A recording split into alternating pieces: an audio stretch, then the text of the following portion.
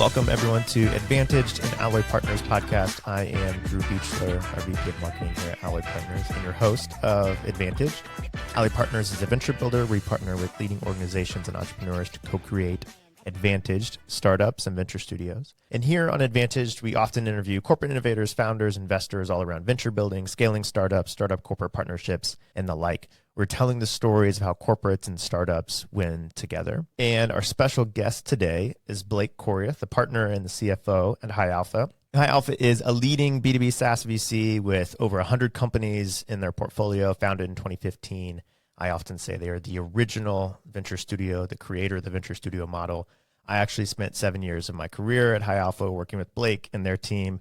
My startup Holder spun out of High Alpha. They're my lead investor. And Alloy even originally spun out of High Alpha in 2020 as High Alpha Innovation before we rebranded earlier this year. I have a lot of love for Blake. I've worked with Blake for over a decade now, which has been a ton of fun for High Alpha as a whole. And I've been really excited about getting to record this episode with their team. So thank you for joining me, Blake. I am really excited to see you doing this. Yeah, thanks, Drew. Thrilled to be here and excited to dive in. And so we've been thinking about what would be the best topic to discuss with the High Alpha team. And it was right around the time that they were working on their annual SaaS Benchmarks Report, which releases November 11th, just before this episode will go live. I thought that'd be the perfect time just to do a podcast diving deep into all of the insights and data from this year's report, hot off the presses. And I thought of no one better than Blake to join me and do this. Let's just start off, Blake, if you could share more around the annual SaaS Benchmarks Report as a whole, how many years this has been running, why it's important to you all, to the market, et cetera. I think that would be great to just understand the lay of the land from that perspective. Yeah, that sounds great, Drew. So this is the 9th year that the Benchmarks report has been produced and distributed. The first 7 years, our friends at OpenView were the stewards of this report. They created it. And then the last 2 years, High Alpha has taken over and produced and distributed this report. And OpenView did an amazing job creating a super valuable asset for founders and investors. And we were just really proud and honored to be able to build on their legacy the last couple of years. Prior to High Alpha producing this report, I would eagerly await it. I couldn't wait for the report to get released. I would dive in, print it off, mark it up, dig through, looking for the valuable insights that were going to help us and our portfolio companies take their performance to the next level. We're just really excited to get this report out into the wild, and hopefully folks will find the same level of value that I found with it when it comes out here soon.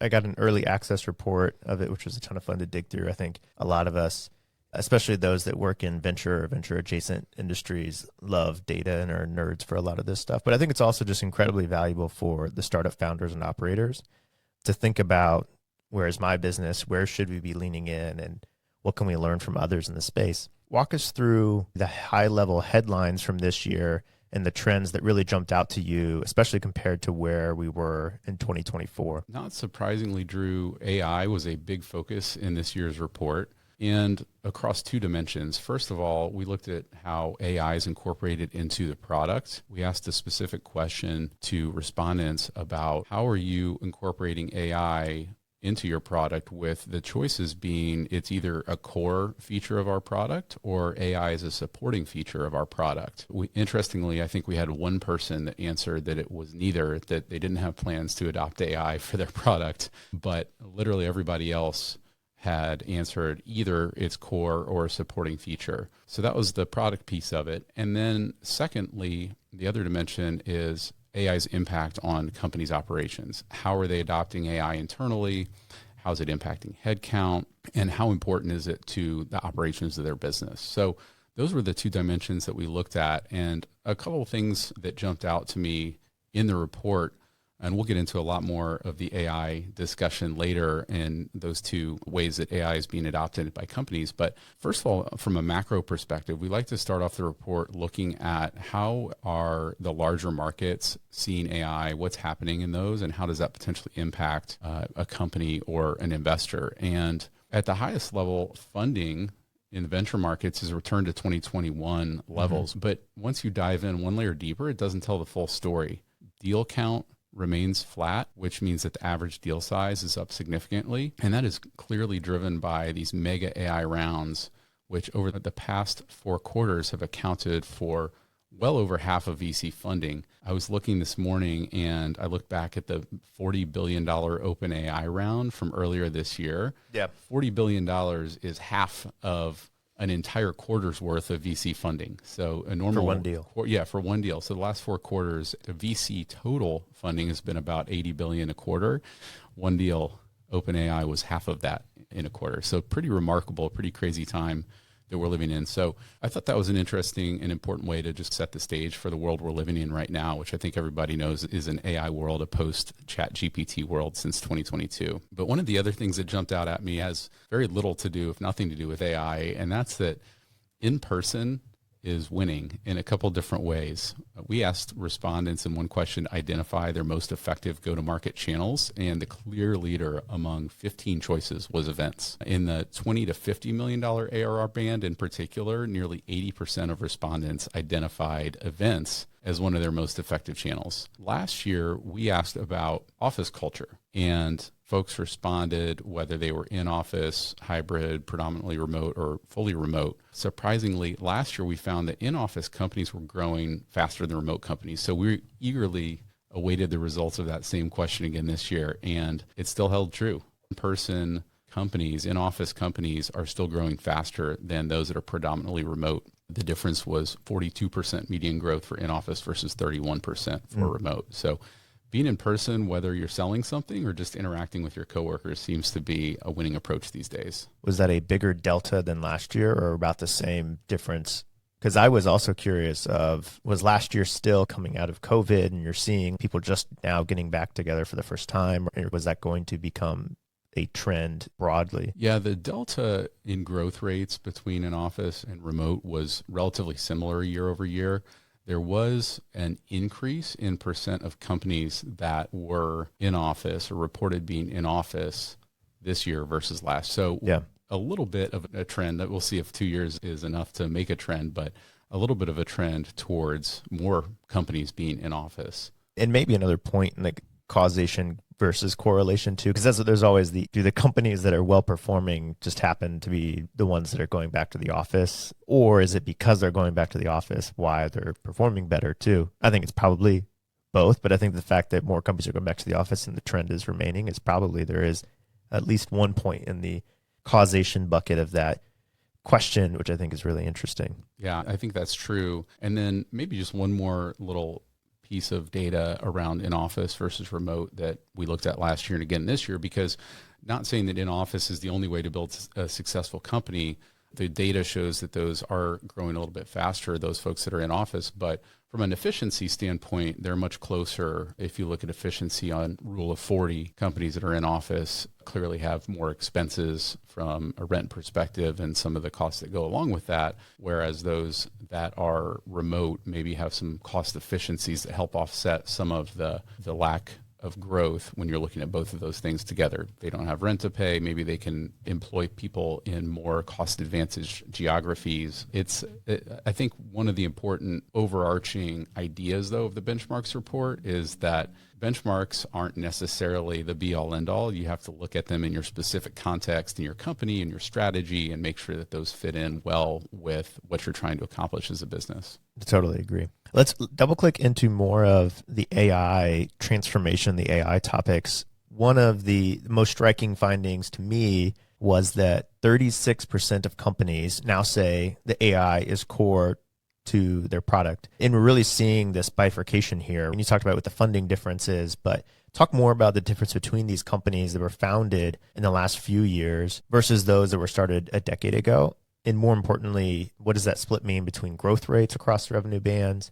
And I think there's a very particular 2022 really is that date where you can tell of when did generative AI, at least with ChatGPT launch, become mainstream. And that's where you see this bifurcation between the companies founded after that, the democratization of AI and before. But I'm curious, how have you been thinking about that? And what are some of the other kind of data points in there that were interesting to you? Yeah, it's really not surprising that a greater percentage of companies are incorporating AI more deeply into their products, but it was eye-opening to see how that's evolved over the last 10 years. So we asked this year about founding year of the companies, the respondents to the survey, and we looked at the percentage of companies where AI is core to the product versus those where it's just a supporting feature by founding year. And when you look at the last 10 years, literally 0% of the respondents from 2016, whose companies were founded in 2016, said that AI was core to their product. And every year, that percentage over the last 10 years increases up until 2025, where literally 100% of respondents said that AI was core to their product in 2025.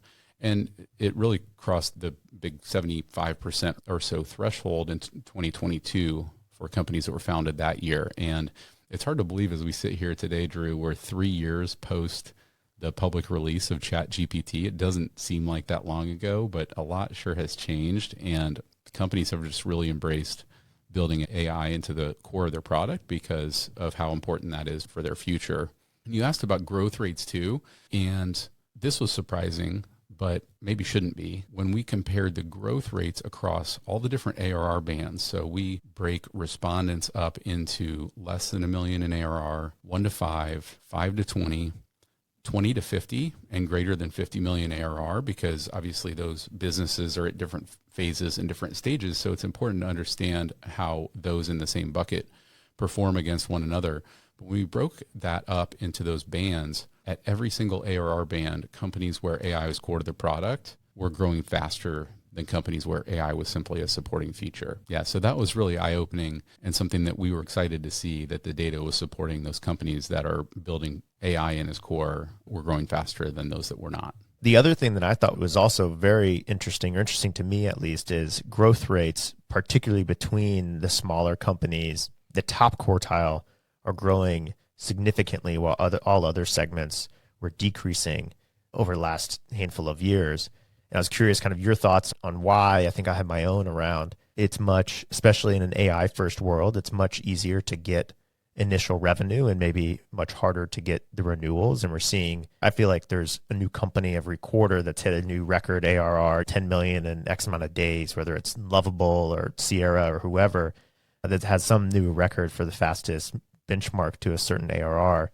Why are we seeing this more now? And I think your data is showing that it's not just something we're feeling, but it is something that's appearing in the data as well. These earlier stage companies are growing super fast. And I think that it's connected to what we were just talking about a few minutes ago. Companies that are just getting started, 100% of them are making AI a core part of their product. And every company out there, at least every company that I am aware of, has a mandate to at least experiment with AI. And that's a big tailwind for all of these new companies that are out there. If you can find the right person within a larger enterprise and you have what at least sounds like a compelling solution, then there's a pretty decent chance that they're going to try it out and experiment with it. But as you mentioned, the real point where the rubber meets the road on this is at renewal time and see whether or not the growth is sustainable. And before we dive into that maybe a little bit further, you also mentioned some of these companies that are growing just at rates that we have never seen before. It is remarkable. What I have to remind myself is that's a very small percentage of the overall companies that are out there. So even though those are the stories you hear, the relative percentage of companies that are growing at those unbelievable rates are still very small. So I think it's hard to really measure yourself against that. Certainly if you can be in that stratosphere, then that's a great thing. And the value and valuations of your business is going to increase like crazy. But there are going to be many good businesses built in this AI world that don't grow at those rates. They find value with their customers, and then overnight success story 10 years later, they're a big successful company. In preparing for this discussion, you mentioned a podcast, and I actually listened to it over the weekend, the 20-minute VC podcast roundtable with Harry and Jason Limpkin and Rory O'Driscoll. And it was amazing. You're right. It was an incredible podcast episode, but specifically they talk about this too, that we were in a moment in time where everyone is a buyer.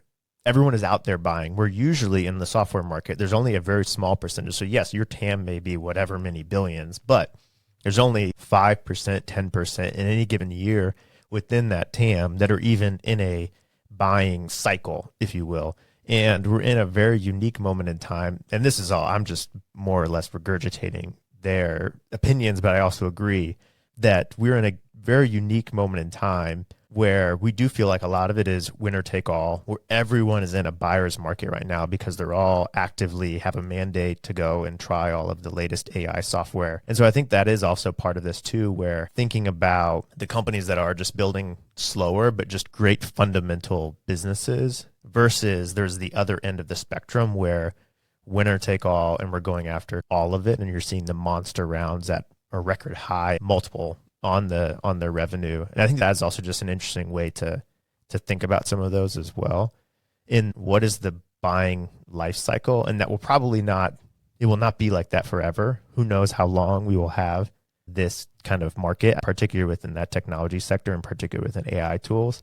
But I think it's just something worth noting. And I'll include a link to that podcast because it was just a great discussion around that. But I'm curious if that's also what we're seeing and why we're seeing some of that and that disparity almost between those kind of classes of companies. Yeah, I think you raise a really good point, Drew. So I think you could maybe separate the world of software companies in AI age into two categories. You're either building in a brand new, totally greenfield market, like a vibe coding product, for instance. That is a land grab, and 100% of buyers are in a buying cycle right now versus say an HRIS platform. Pretty much every company already has an HRIS platform. There will be a new AI-driven HRIS platform that either is already being built or will be built that will have a slower run probably in replacing those existing tools out there, but has a very large market opportunity nonetheless and could become one of those big successful companies, just probably not at the same speed as the vibe coding platforms because of the nature of the market that they're selling into. It's so important. A follow-up question to some of this, what are you seeing, whether it's in your own portfolio companies or in the companies that you're evaluating, as to what's leading to great retention or not? As we said, that is where the rubber is going to hit the road with a lot of these companies. Where are we seeing the standouts from a retention perspective? Yeah, I'm glad you asked that, Drew, because some things never change. If you build a product that delivers real value to your customers, that once they've used it, they can't see themselves living without, then you're going to have great retention. That's a tale as old as time with software companies. Nothing really changes in the AI world. You can't just build a product incorporating AI for AI's sake. You have to have real true value that you're creating for your customers. So I think that you don't need to overthink how to drive great retention among your customer set. You just need to create a valuable product and make sure that your customers are getting that value quickly and it's delivering a real ROI for them. It's just the standard blocking and tackling of software businesses and retention. Yeah, absolutely. Let's dig a little more into impact on unit economics as well. You all had a handful of data points around headcount and where headcount is going, and on unit economics as well, on margin. Let's talk maybe about what AI is doing to the operating model itself within SaaS businesses. You're seeing notable headcount reductions, especially I'd say among what you're calling scaled companies, these doing 50 million plus in ARR. Walk me through what we're seeing happening here. Is this efficiency gains from AI tooling, or even something more fundamental just about how companies today are being built and how companies are scaling going forward? Yeah, just to put some real numbers with it, Drew, for companies that are greater than 50 million in ARR, the median number of employees from 2022, so just 3 years ago, was nearly 900. And among our respondents this year, it was somewhere just shy of 400. So wow. A 59% decrease in the last 3 years in median number of employees for companies at that level. You look one level down to 20 to 50 million in ARR, and it was about 225 employees in 2022. And in 2025, that was down to less than 150. So down 42%. So what you're saying, we're seeing in the data, it's true. Why is it happening? I think it's a combination of two things. First of all, I think that it's been more difficult to raise capital in the past few years. So 2021, the capital markets were open. The ZERP era was a thing. Rates were low, venture capital, you could walk into any venture fund and give yourself a pretty decent chance at raising some funding. And that allowed companies to operate with just less financial rigor and discipline. They hired aggressively. They had to support growth because the market rewarded growth at that time. Higher burn, not an issue, no problem. We'll just go out and raise more capital. Since then, capital availability has been diminished, especially as we talked about earlier, those companies that are more scaled. And the discussion earlier as well on VC activity, this new funding is supporting the AI companies, not nearly as much the pre-AI companies that are trying to make that transition. So I think that's the primary reason. I think the secondary reason, and maybe even a little bit of an overstated reason, is the efficiencies that they're seeing from an AI perspective. It's definitely having an impact, but it's hard for me to believe that would solely be able to drive a more than 50% reduction in headcount among those $50 million companies. Yeah, it's more in the operationalizing the efficiency of these businesses and doing what you need to do in order to make the business profitable or make the business a viable business model.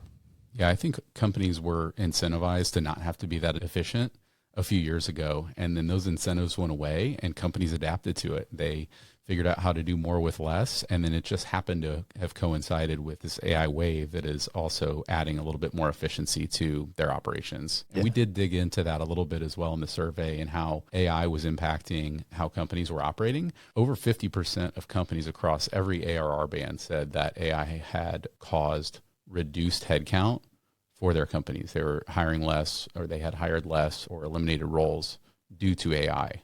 So don't get me wrong, it is having a real effect for sure. And then interestingly, the most impacted departments within those companies are engineering departments. So one of the first places to really see a lot of heat and a lot of technology around AI and efficiency with all these coding platforms. And it is driving some real reductions in that area in particular. We're seeing it within public companies as well. You had a couple of slides around revenue per employee, ARR per employee, and that growing significantly, which makes sense, obviously, if headcount is decreasing, but particularly looked at even like publicly traded companies and software companies. And I thought that was a very fascinating data. If you want to share some of those data points too, even. Yeah, we love to look at data from Meritech. They have a really comprehensive data set around public SaaS companies. And so we looked at ARR per employee for public SaaS companies. And the median among all public SaaS companies that Meritech tracks was $393,000, which was up, I think, about 10% from last year. But these numbers have just continued to climb. And the top 20 companies on that list, every single one of them generates more than $580,000 in ARR per employee. So pretty remarkable efficiency for those public SaaS companies. Yeah, and it'll be really interesting to see how this continues to grow into the next couple of years as well. Something specifically within benchmarks that I always think is really interesting and looking at data like this is, what does world-class look like in 2026? And I am also very interested in how is this changing?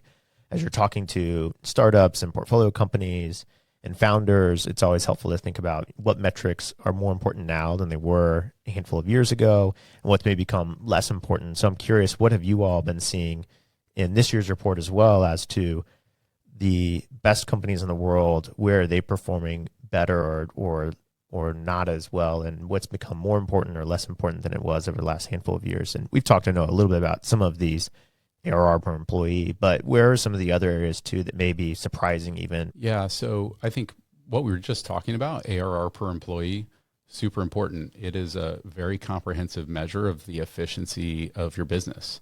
Are you able to sell, service, and deliver product to your customers in a scalable way? So that one to me is always one of the most important metrics. The fact that companies are able to do more with less, I think, has become a really important trend that has borne out in the data of the last couple of years. Retention-wise, NRR, net revenue retention, has been super important. And as I think we mentioned earlier, that NRR is the engine that makes SaaS businesses go and grow. If you can grow your business on your existing customer base without even selling any new products to new customers, that's pretty magical. And so that's always been very important. But there has been more momentum, I'd say, lately around gross revenue retention, because if you can't retain your customers, then how are you going to sell more to them?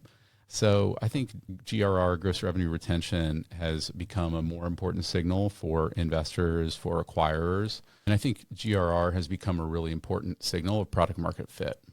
On the opposite end of the spectrum, one of the metrics that I think is becoming a little less important is gross margin. Still important, but less important in the age of AI. So we saw a decline in gross margins. They're compressing due to the cost for building many AI products into companies' products and offerings for their customers.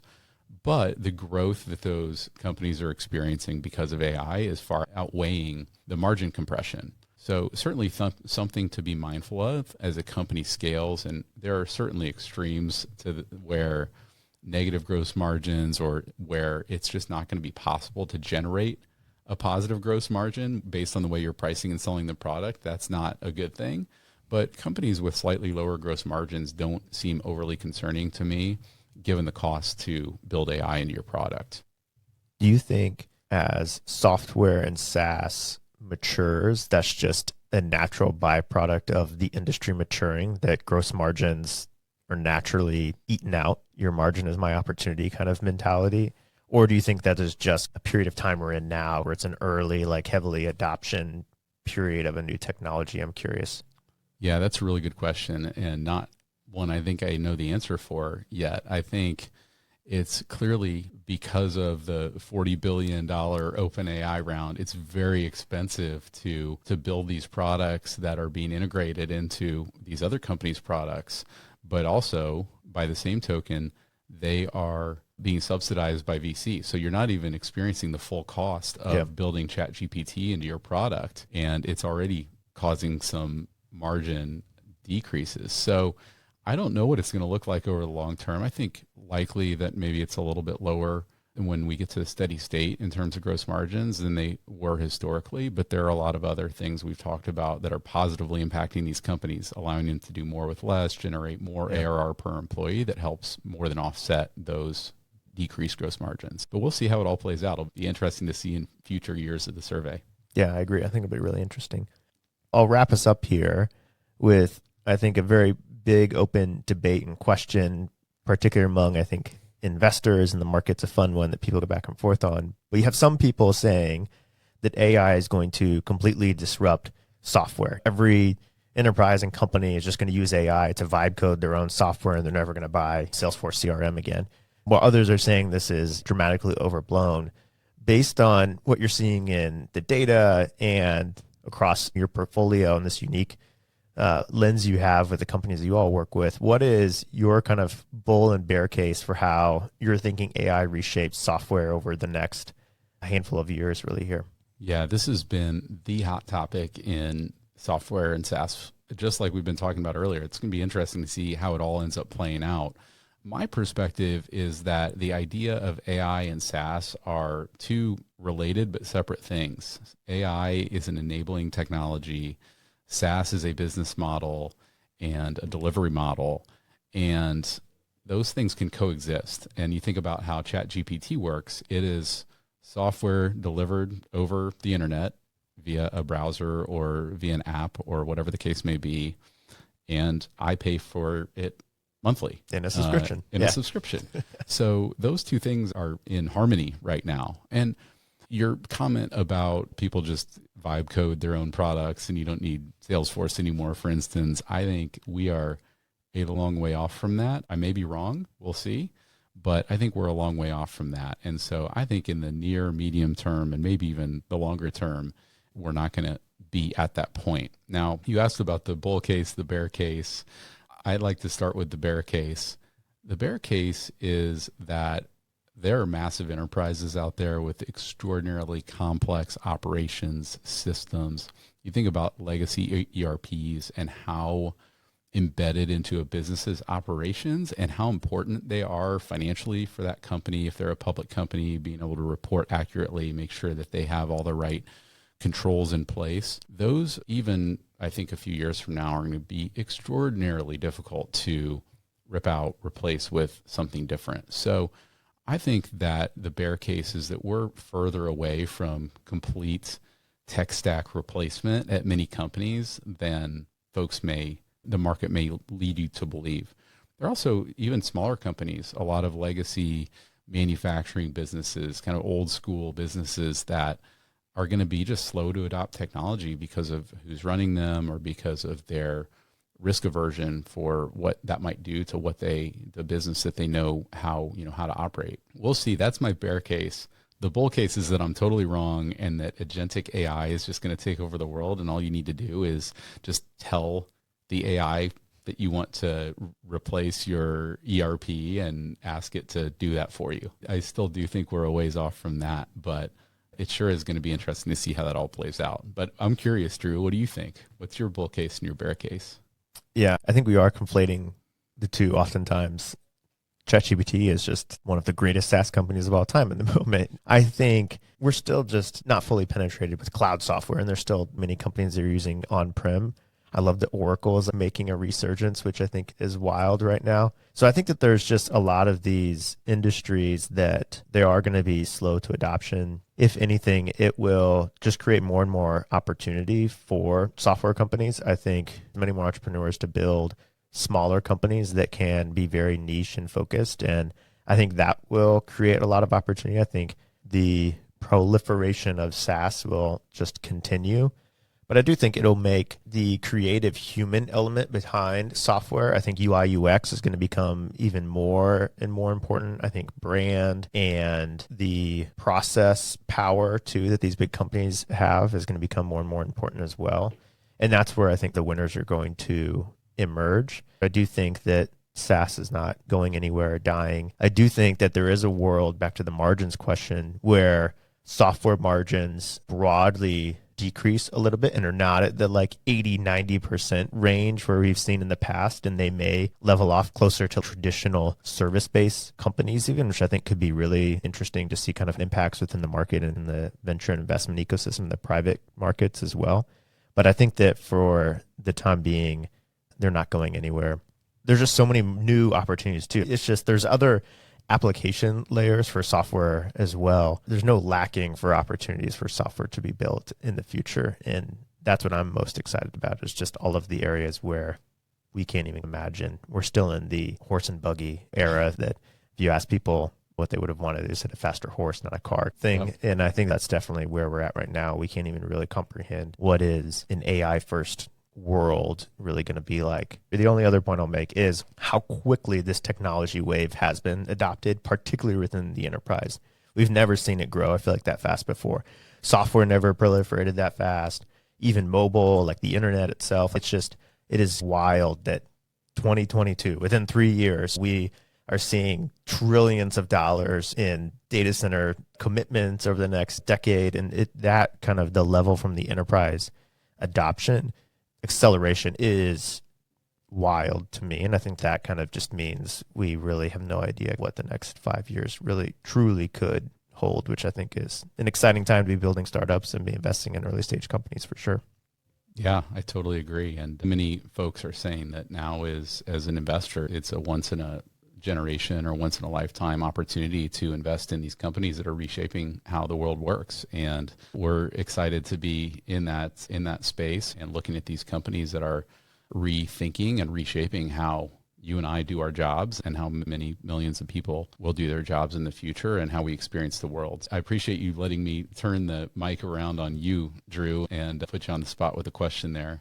These are the things I think about all the time. This is a ton of fun. I love getting to nerd out on data, but always just fun to spend time with you, Blake.